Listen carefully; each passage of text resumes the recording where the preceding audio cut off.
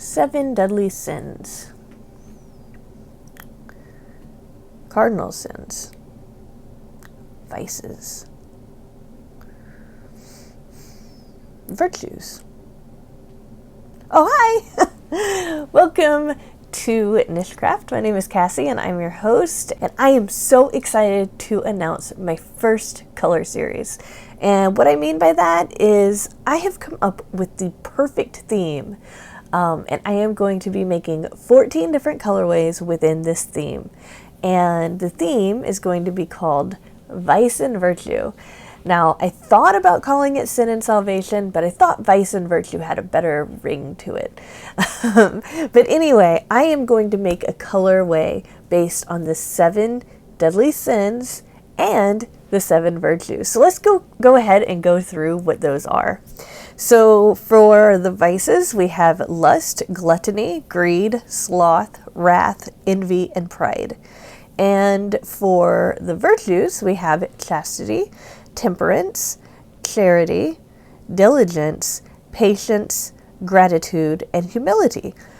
Charity is sometimes also called generosity, and gratitude is also sometimes called kindness instead. So here is how I came up with this idea. I decided that I wanted to make a colorway within some kind of theme, and I didn't know which one to use. I put some to my channel members and they all voted, and I just want to be candid here. My channel members voted for book genres, but I found that when I was doing research for book genres, and I mean, I have my own personal book genres that I read too. There are just so many genres of books. I wanted to get a smaller set of a theme in order to move forward with that.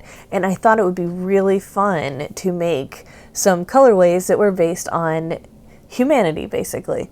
I was also thinking about doing some based on feelings, but or states of being, for example, passion or alert versus dreaming, or something like that. But I decided landing on the vice and virtues would be a really great way to kick off the new year with some really great videos.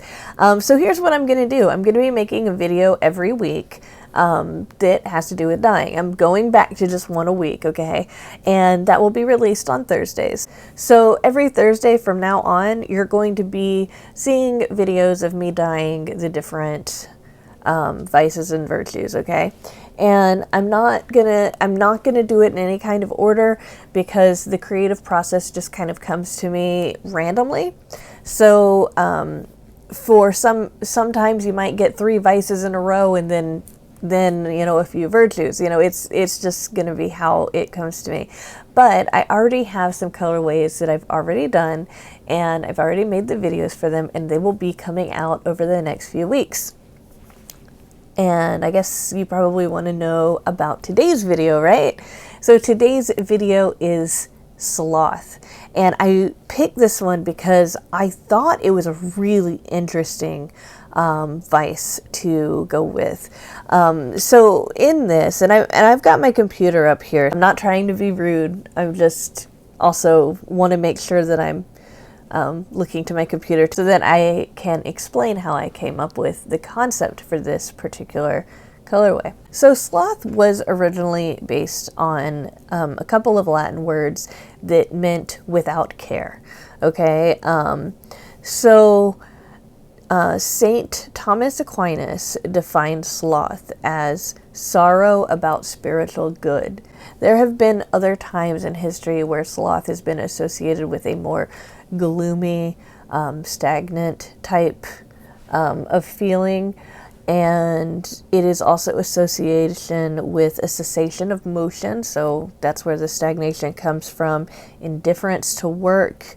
It finds expression in laziness and idleness and indolence, but it also has this kind of sluggish feeling, and according to this, apathy is also a big thing that has to do with it. Now, I mean, I'm just looking at all of this, and I'm not going to go ahead and go into every single thing, but as I was coming up with the colorway of sloth, I wanted to do something that looked really gloomy, and I decided to go for a cloudy day, and I thought that the colors that would be associated in my mind with a cloudy day, and in my mind with gloom or depression or blues, obviously, would be really, really neat together. So I hope you enjoy this dyeing video where I walk you through all of the different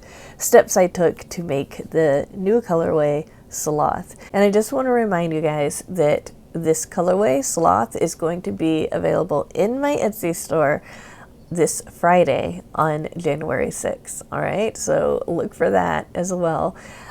So that said, enjoy the video. All right, so today we are going to be doing a low immersion dyeing, and that basically means that it doesn't have a whole lot of water in it.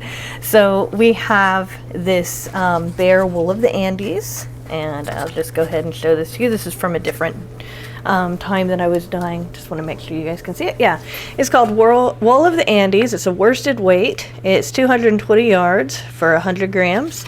And I got this from Knit Picks. And so a worsted weight is a 4 weight. And it suggests hand wash, dry flat. And if you want to purchase your own bare yarn from Knit Picks, you can go to knitpicks.com. So this is the first colorway in my Vice and Virtue series, and we are starting with Sloth. I wanted to do this one first because I love the color idea that I had for it. And one of the colors we're about to use is one of my favorite colors in the Jacquard line. So we are going to be using acid dye in this. I have 3 hanks of these yarns in this buffet tray, and the buffet tray is 4 inches deep. And I've added, in addition to that, about 8 to 10 cups of water and 2 teaspoons of vinegar, and I let it soak in there for about, I'd say about 45 minutes to an hour. And so when I was ready to dye it, I decided that what we're going to be doing is pouring the dye over it. So I just wanted you guys to know that this is not the first time that I have dyed this colorway. I have dyed this colorway at least 2 other times before. I'm just making more so I can have a lot of it in my shop. And one of the first times I dyed it, I thought I was recording all of it, but it missed half of it. So I'm just kind of redoing it right now as I am just kind of bulking up on my supplies before I put that in my Etsy shop. So today's colors are going to be jet black, but it's going to be watered down because I want it to be gray. And then it's going to be this kind of, well, it's called gunmetal blue. It is a beautiful blue. It's like a gray blue. And then we're going to be using sky blue.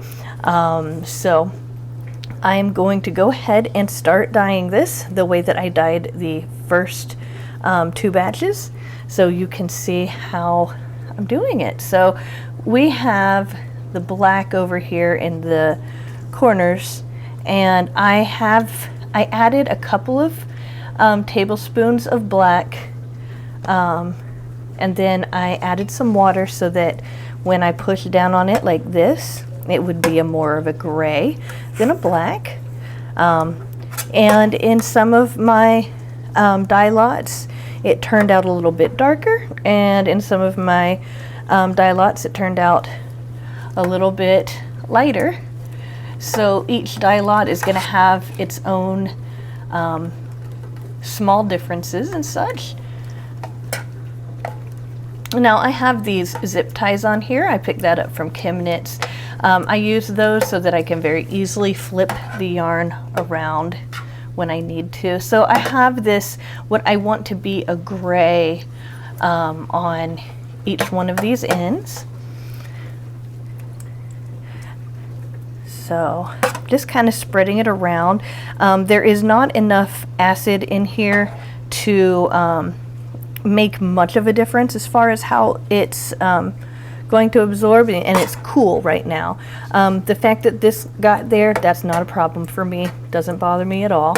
So just kind of spreading it a little bit and getting a little bit of depth of texture there. I don't even know if that made sense, depth of texture. I just want there to be different depths of color to create a texturized look. All right, so now that I'm done with the black, or really what I'm hoping to be gray, I'm going to add that beautiful blue that I told you about. It's like a gray blue. It's very, very pretty. Now it might look a little bit like navy blue to you guys. But as it spreads, you'll see that it's more of a, almost like an indigo or denim blue, if that makes sense. And I'm just going to use this fork to spread it a little bit. Looks like I might have waited a little bit too long to spread it, which is fine. I can always just add more, which is what I'm going to do. I absolutely love this color. So I'm going to come back in here and add just a little bit more of that blue over here so I can spread it better. And that's good to know that while it's still relatively cool, that this particular blue can bind a lot quicker than I was expecting. So we are going to be adding this, and again, having a little bit of it there does not bother me at all. This colorway, what I'm doing with this one is that we are going to end up flipping this over halfway through so that we can get the other side as well. So I just wanted to also mention that so that you guys knew. Yeah, I love this. It looks like a cloudy sky. So it looks very much like a day where you don't really want to do very much. Looks like a lazy day. It also looks like a blue day, a day where maybe things aren't going so great. And that's definitely something that, as I said in the introduction, really kind of struck me about the history of sloth. Alrighty.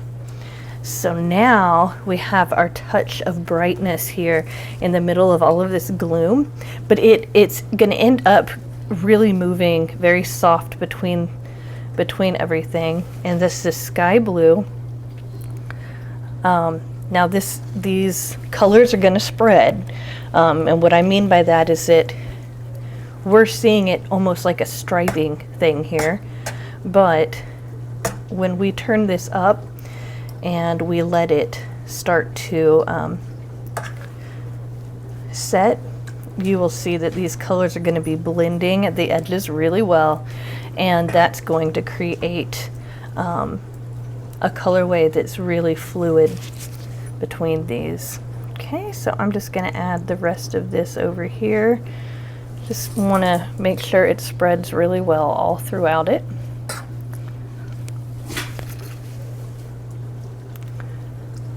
Okay, and you'll notice, see, this is why we have to dye it several times. And when I flip it, we'll be able to penetrate the whole skein. But this is the essence of the sloth colorway. And I just love the way that gray turns to this gunmetal, turns to this sky blue, and the way that it just kind of returns back like that. Now, when this is knitted up or crocheted up, it's not going to make that much. It's not going to really make a big stripe or anything, but these colors end up working up together very well. And I'll show you that at the table when I show you the end result. All right, guys. So what I'm going to do is I'm going to turn up both of the burners because this is on my stove. I'm going to turn up both of the burners and let it heat set for a little while. And then I will come back and see you when I flipped it over so that you can see what that process looks like. All right, guys. So as you can see, this has gotten really hot. I had the lid on top of this, and so this steam helped to set this, okay? And it got a little bit hotter than I meant for it to, but obviously it got hot enough. Now, to show you when you know it's time to flip the yarn to dye the other side, I just wanted to show you how the water has run almost completely clear, if not completely clear. And let's see. Now this has been sitting, this teaspoon has been sitting in some acid, so been sitting in some vinegar. But yeah, you can see better with this one just how all of that pigment has set on this dye. And of course it's the same all over. Oh, actually it's not. This little piece right here didn't set as much as we wanted it to, nor right here. So it looks like there are a couple of spaces, but in general the dye has set pretty good. So what I'm going to do is flip these over, and I'm flipping these over using the silicone tongs, because I can take these tongs and go like this and get all of that extra, yeah, look at all of those blues that came out. So that is going to contribute to the other side. Like I said, I don't mind if it's not perfect. And that way I can flip it over really easily. So that's why I am using these tongs. So now, as you can see right here, on this underside of the gray, it got a lot darker in this one. In fact, that actually might be from the blue. But that is just an example of some of the subtle and not so subtle differences that you will experience between hanks, even if you dye them all at the same time. Now there's definitely things you can do to control for that kind of difference, but for me, this colorway is fine with me the way it is, so I really like the way that turned out. Okay, so now that we're on the other side, I'm just gonna want to add a couple more.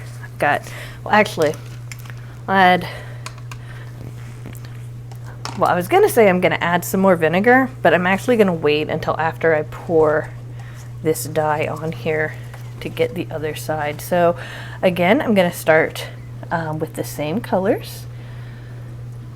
Okay, and I know that that one place got kind of oversaturated, so I'm not gonna do too much of that here. This time I'm gonna use my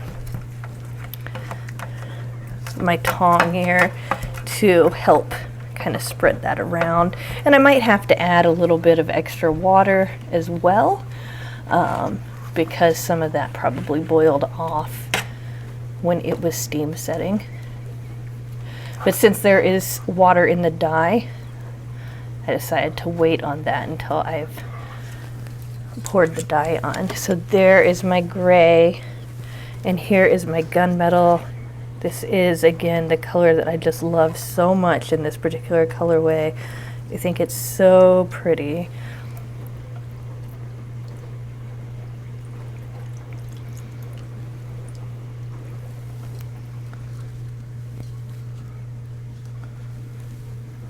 Right, and the sky blue. So on this side, we are adding a lot more dye than we did on the other side, just because we're basically using up the rest of the dye that we have left over. So just kind of trying to get it to spread here a little bit. Yeah.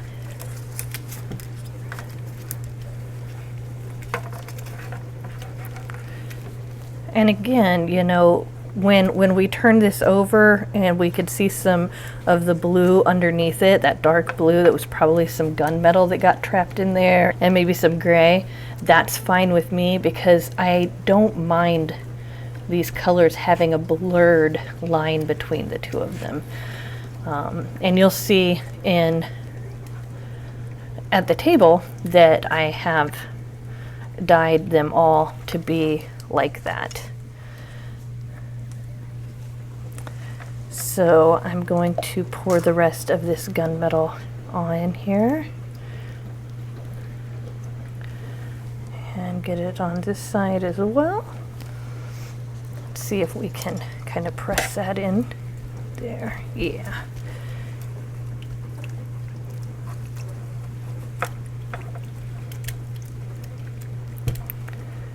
So this is just like realizing my dream or my vision of what this colorway should and ought to look like. So I really love the way this turned out. Again, this color is going to be a lot lighter when we take it off and let it dry, because color shows up a lot darker when it's wet.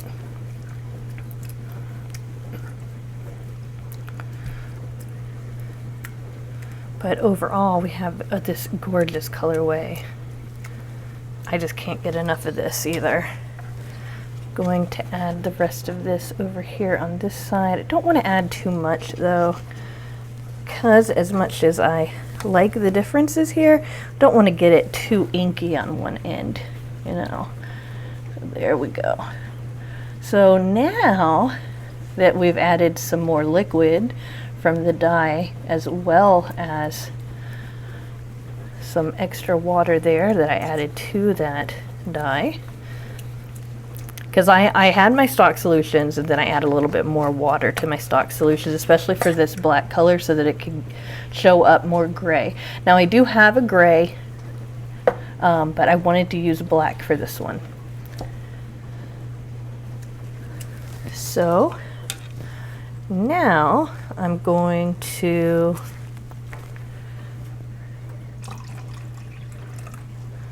I've got about 250 milliliters of water, and to that I'm going to add a few tablespoons of vinegar. So you're not gonna really get here. I'll do one of them on camera, but kind of have to maneuver kind of have to maneuver these cups here.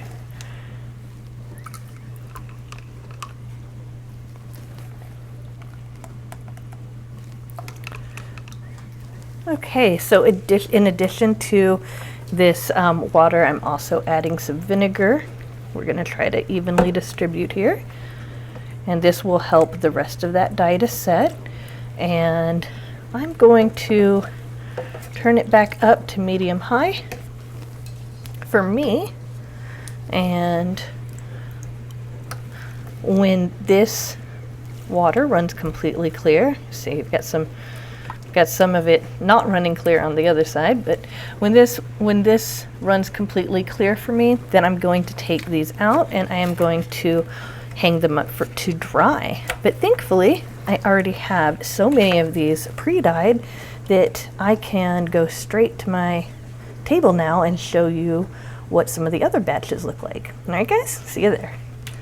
Hi, so this is what Sloth looks like hanked up.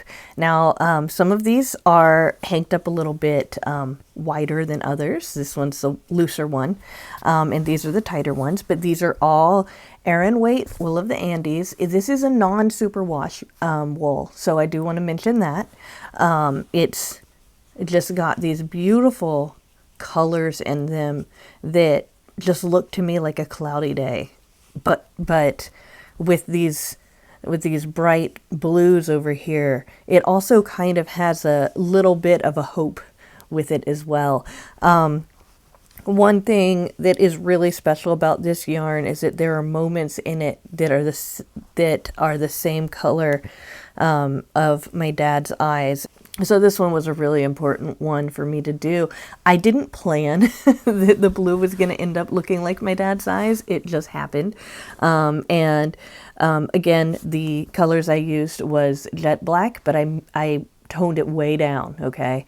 I used sky blue, and I also used gunmetal, and those are all from Jacquard. So let me go ahead and open up this right here so you can see it a little bit more clearly. Now these are all from different dye lots, so some of them are going to have different different characteristics than others. Like for example, this one has some lighter patches right here, and it just has to do with how the dye took to the fabric. So just wanted to give you a look at the different colors and kind of how they change. Obviously there's some places where it's a little bit barer than others, and these same color differences are going to be in each hank of yarn. And in order to give you another example of what this is going to look like, I also have this cake, so you can see all the different colors and the way they look in this cake form. So again, it's really, really gorgeous. This is one, I caked it up for myself because the black was a little bit dark in this batch. So I just decided to take the two that had a little bit too much black. This one will show you what this looks up in a single crochet stitch. So this is what that looks like. In fact, I should probably hold it so that you can tell. So these are the places where that black shows up, here and here. Now I will also have a knit swatch on my Etsy store when I sell these, but you can see how that really dark black kind of pokes out. It doesn't really go with the flow of the color as much. So that's why I decided to just take these hanks that had a little bit of black in them, so that I would be able to, so that I'd be able to kind of not only give a demonstration, but also so that that really dark, those dark patches wouldn't stick out so much. But generally, it's supposed to look more like this one. You know, this one had a couple of places, like I said, that were a little bit darker, but this is what it's going to be looking like. So yeah, I keep mentioning the Etsy store. So all I need for you guys to remember, if you're interested, at least, in purchasing this yarn, and let me go ahead and put the hanks back on the table so you can look at that while I go through my spiel here.